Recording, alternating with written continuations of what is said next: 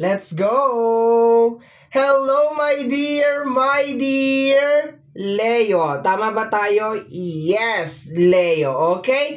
So, my dear Leo, ang gagawin natin today ay general reading. Of course, magre-reminder muna tayo. Ang gagawin natin ngayon ay general reading. So, hindi po ito 100% na magre-resonate para sa ating lahat. So, please, my dear, lower your expectation pagdating po sa mga general reading. Happy New Year, my dear. Kumusta naman ang holiday? Na-enjoy ba? I hope na na-enjoy mo, my dear, ang iyong holiday.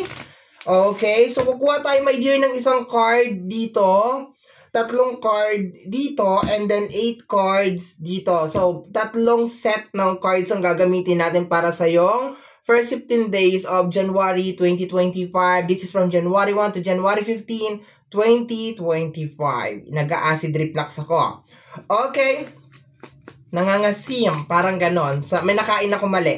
Okay. So, let's go tayo, my dear Leo. Kuha tayo ng isang card. Sabi mo dito, I replay our conversation over and over again. Okay?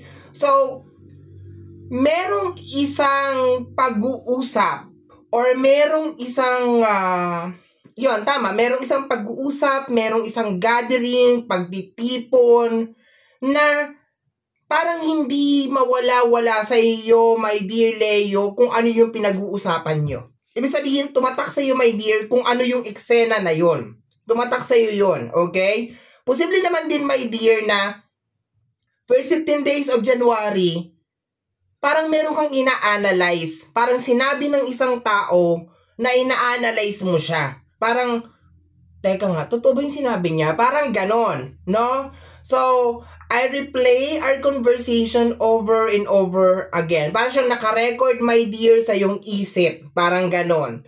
And then, nararamdaman ko, my dear, na parang may question ka doon sa, posible meron kang question sa kanya tapos hindi mo na itanong. Parang ganon. During the time na nag-uusap kayo. Parang, oo ka na ng oo. Parang ganon. Tapos, pagtungtong, my dear, ng first 15 days of January, saka mo na-realize na dapat tinanong ko siya. Okay, so tingnan natin, my dear. Tingnan natin. Dagdagan natin yan. Dito, 3 cards tayo, my dear. 3 cards.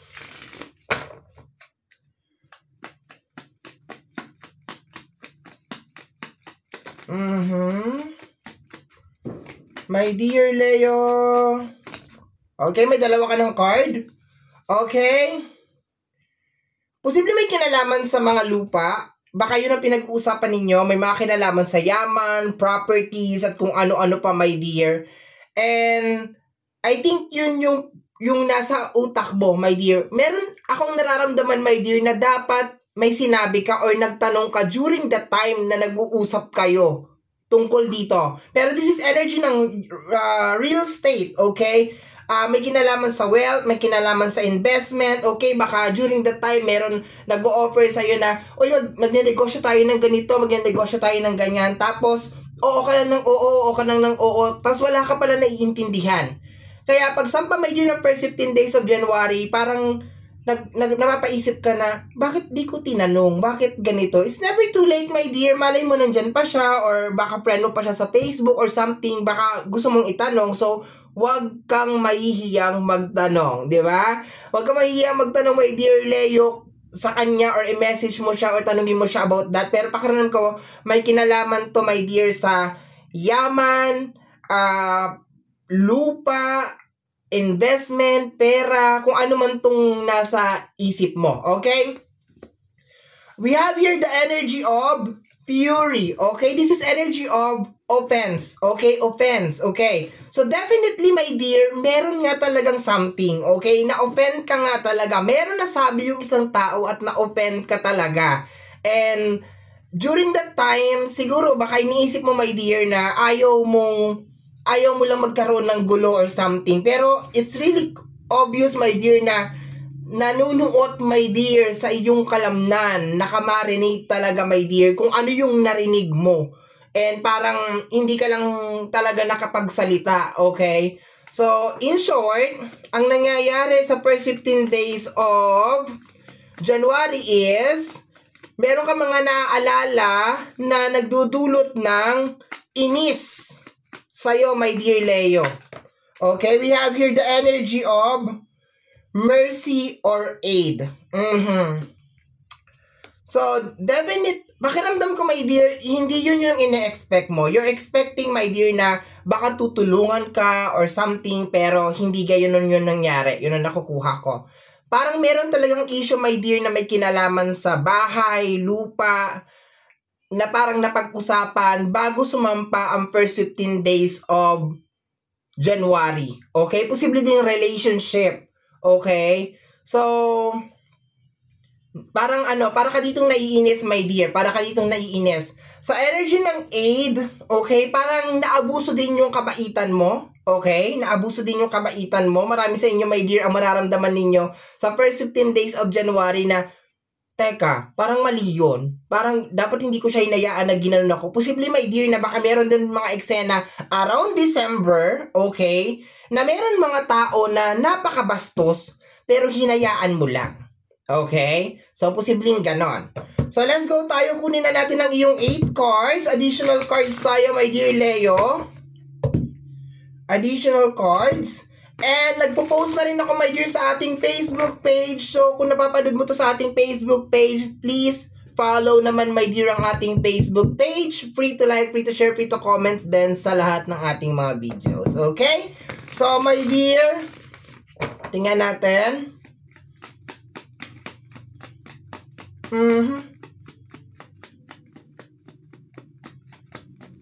Ano yun? Parang out of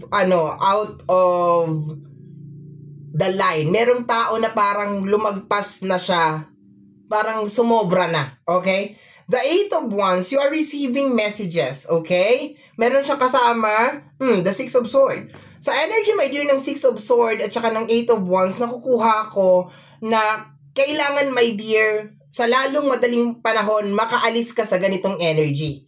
Kasi, parang hihilahin ka nito. Sa energy ng 6 of Swords over here, so, ito yung energy, my dear, na parang yung isip mo kailangan maalis doon sa lalong madaling panahon. Ibig sabihin, nangyari, and wala nang magagawa. Parang nandun na yun, nangyari na hindi mo na kayang i-rewind, okay?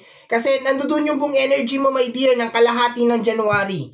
Talagang naiinis ka, na-offend ka, nabastusan ka, pakiramdam mo na abuso, my dear, ang kabaitan mo, and posible, my dear, na meron talagang mga gulangan. Yun ang nakukuha ko. Posibleng gulangan sa lupa, gulangan sa pera, na nangyari, my dear, mga around December. Pero sinasabi ng card over here na kailangan mo, my dear Leo, na umalis o yung isip ay kinakailangan mag-detach doon sa kung ano man yung conversation or eksena na yun, my dear Leo, and you need to move on kasi nangyari na yung kung ano yung nangyari. The damage has been done. Okay? To the point na nakilala mo na yung tao na yun, my dear, iwasan mo na lang siguro siya. Okay? May nasasagap kasi din ako, my dear, na energy na dapat tulungan ka niya pero hindi ka niya tinulungan. Okay, tingnan natin. Or inabuso niya, my dear, yung kabaitan mo. Okay, we have here the energy of the 8 of Pentacles. You need to start on working, my dear. Okay? You need to start on working. You need to start building. Or parang kung meron ka mang naumpisahan, my dear, parang this is the time na kinakailangan mo siyang ipagpatuloy. Hindi ka pwede ma-stuck dito, my dear, sa kung ano man to. Okay? Kung meron mga dao na naka-offend sa'yo or naka-trigger sa'yo or nabuisit ka or something, hindi ano yon. Kumbaga parang hindi dapat yon nag-i-exist or hindi ka dapat nadadala doon, my dear, sa ganong eksena. Okay? You have here the 8 of Pentacles, 6 of Swords and 8 of Pentacles. Energy to, my dear, na kailangan mong aralin na mag-move forward or mag-move on agad. So, there's a tendency, my dear, na ang buong 2025, posible lang, my dear Leo, posible lang, na ang buong 2025, meron talagang mga tao na posibleng matrigger ka sa kanila.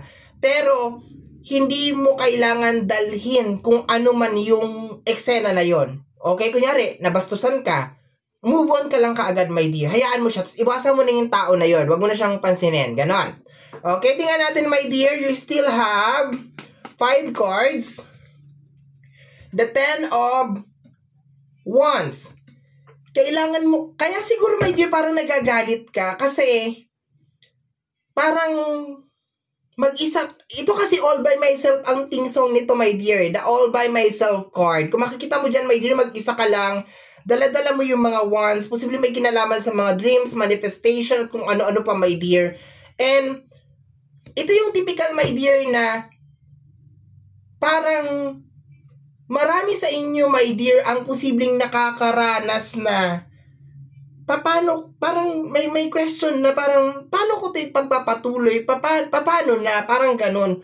So, kahit mag-isa ka, my dear Leo, kahit na hindi ka nakakakuha ng support sa ibang tao, kahit sabihin natin, my dear, na meron mga tao na ayaw kang tulungan, or minsan natulungan mo, my dear Leo, tapos nung ikaw na ang nangangailangan ng tulong, parang ayaw ka naman tulungan in return, kailangan mo pa rin, my dear Leo, magpatuloy sa life. Kailangan mo pa rin, my dear, 'di ba, mangarap. Kailangan mo pa rin tapusin kung ano yung mga bagay na naumpisahan mo, my dear. Okay? At kung ano man, my dear, yung kung ang issue dito, my dear, is may kinalaman sa pagtulong. Kunyari natulungan mo yung tao na yon, tapos walang utang na loob. Kung yung tao na yun, my dear, kung ganun, my dear, ang eksena is at least may nagawa ka para sa kanya. Ganun lang yun. And to the point na hindi kanya na-appreciate or parang, alam mo yun, parang nabaliwala lahat ng ginawa mo para sa kanya, hindi mo yun, my dear Leo, kasalanan. Hindi mo yun, it's not your fault. Diba? Hindi mo yun fault na hindi niya na-appreciate yung mga bagay na ginawa mo.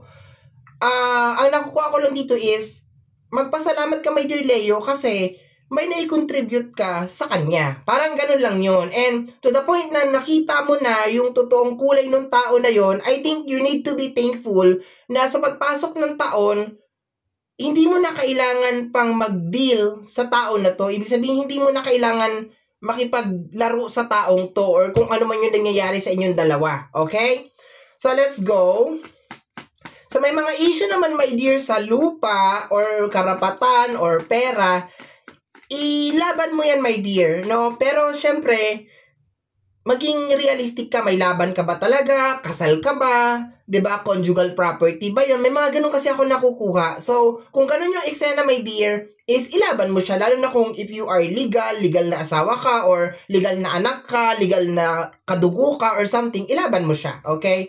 Kasi kahit ano sabihin ng ibang tao, ganito, ganyan, ganito, ganon, kung ikaw yung legal na asawa, 'di ba? Kung nga sa relationship, may problema sa loob ng pera or sustento or something, kung ikaw yung legal na asawa, may habol ka. Kasi may ganun talaga ako nakukuha, my dear. Ganon din kung sa pamilya to, or lupa ng pamilya, or wala na yung mga magulang nyo, tapos kayo magkakapatid, tapos meron kang isang kapatid na saksakan talaga ng gutom na gutom sa lupa, na akala niya kaya niyang gawing panghanda yung lupa na yun or something. So, ipaglaban mo, my dear. Ipaglaban mo as long as nasa lugar ka. Okay? So, sasabihin ko lang, nakaka-stressful yung energy niya, pero you need to fight for it, my dear. Kinakailangan mong lumaban. Okay? So, let's go, my dear. You have here the Three of Swords. Okay? So, kagaya na sinasabi ko kanina, you are so disappointed, my dear. You are so disappointed and may mga narinig ka, my dear, na posibleng ayaw mo talagang marinig o hindi yun yung ini-expect mo na marinig, my dear Leo. Pero, hayaan mo na. 'Di ba? Hayaan mo na. Kung ano may narinig mo, kung ano may nalaman mo, yun na yun. Okay? Posible din, my dear, na baka meron pang mga part 2 na tension, my dear, ng January. Posible lang ha, posible. Kasi naging partner niya yung 8 of Wands. So, posible, my dear, na baka merong mga issue pa rin, my dear, hanggang January 1 to January 15, 2025. Pero once again, sabi ko nga ganon, huwag kang manghihinaan ng loob. Basta alam mo, my dear, na nasa tama ka, meron kang karapatan, go. And itong galit mo na ito, wag mong hayaan na sirain ka nito, no? Yung galit mo, my dear Leo, wag mong hayaan na sirain ka nito at kainin ka nito. Yun lang yung sasabihin ko sa iyo, my dear. Okay? And wag mo rin ilalagay sa sarili mong mga kamay yung batas. Wag. Kung kailangan idaan sa legal, idaan mo sa legal. We have here the Temperance, okay? Kino-confirm dito na yes, mananalo ka sa kung ano man tong journey na pagdadaanan mo or ilalaban mo, my dear, okay? Kung ano man yung sinabi ng mga tao tungkol sa'yo o kung ano man tong conversation na paulit-ulit, my dear, na tumatakbo sa utak mo, my dear, pakiramdam ko hindi naman talaga siya ganun kahalaga. Or parang hindi naman talaga siya ganun talaga. I think parang kaya ganun yung atake ng conversation na yun is para ma-trigger ka talaga. Para magalit ka talaga. Yun talaga yung pinaka-intention nung pag-uusap na yun. At saka may mga tao na ganun talaga. May mga tao na ganun, maniwala ka sa akin. Na parang, kunyari hindi nila sinasadya na bullshitting ka or inising ka. Pero ang pinaka-agenda talaga nila or pinaka-layunin talaga nila is yung bullshitting ka talaga. Ang dami ko na nakasalubong na ganyan na tao, my dear. Kunyari, tapos sa bandang huli, 'di ba? It's either ginagatungan yung eksena para sumabog, para magkaroon ng issue or magkaroon ng tension, or gusto lang talaga na mapasama ka. So, wag mo masyadong i-entertain. Okay? Basta ikaw alam mo kung ano yung tama, doon ka sa kung ano yung alam mo. Kung medyo naguguluhan ka man, my dear, sumang-ayon ka sa mga, sumangguni ka pala sa mga tao na may alam. Like, meron kasi ako nakukuha mga legal matter. We have here the 4 of Wands. Posibleng nasa loob to ng relationship, my dear, or nasa loob ng pamilya. May issue, may tension sa loob ng pamilya. Okay? Once again, kung meron ka natulungan, hayaan mo na, at least nakatulong ka. Okay? Kung meron mga tao na medyo na-offend ka sa mga sinasabi nila o nababastusan ka, huwag mong patulan. Yun lang sasabihin ko sa'yo, my dear. Kung pinanghihinaan ka ng loob kasi pakiramdam mo wala kang kakampi, it's okay. Lahat tayo nagdadaan dyan. Basta ihakbang mo yung paa mo one step at a time. Okay? Ihakbang mo, wag mong hayaan, my dear, na i-paralyze ka nitong sitwasyon na ito. Okay? Last card tayo, my dear.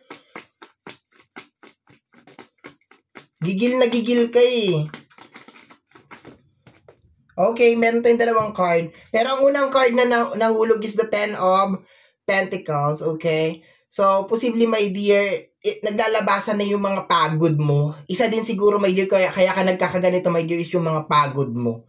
And, plus, hindi nagmamatch yung expectation mo sa mga bagay na nangyayari. So, normal talaga na nangyayari yon. 9 of Cups, okay, ito na yung expectation mo, my dear, which is eventually hindi naman talaga siya nangyayari, okay? Expectation versus reality. And bottom deck of the card is the King of Cups, okay?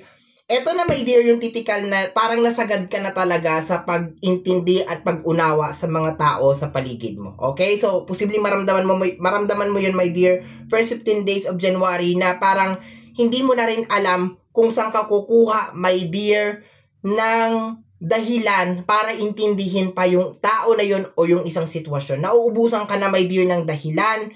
Parang napapagod ka na rin, my dear, na mag-adjust, umintindi, umunawa sa mga gawain ng mga tao na posibleng mapanglamang at mapang-abuso sa loob ng buhay mo, sa loob ng pamilya mo, sa loob ng relasyon mo. Okay? So, my dear Leo, yan ang reading mo para sa yung first 15 days of January 2025. Somehow, my dear, kung nagustuhan mo to at kung papanood mo to sa ating Facebook page, don't forget to follow. Kung sa YouTube naman, my dear, don't forget to subscribe. Pakiclick ang notification bell para ma-update ka sa aking mga upload. And free to like, free to share, free to comment sa lahat ng ating mga videos. Once again, my name is RJ, also known as Apo J. Maraming salamat po, and until next time, bye-bye! Thank you, my dear.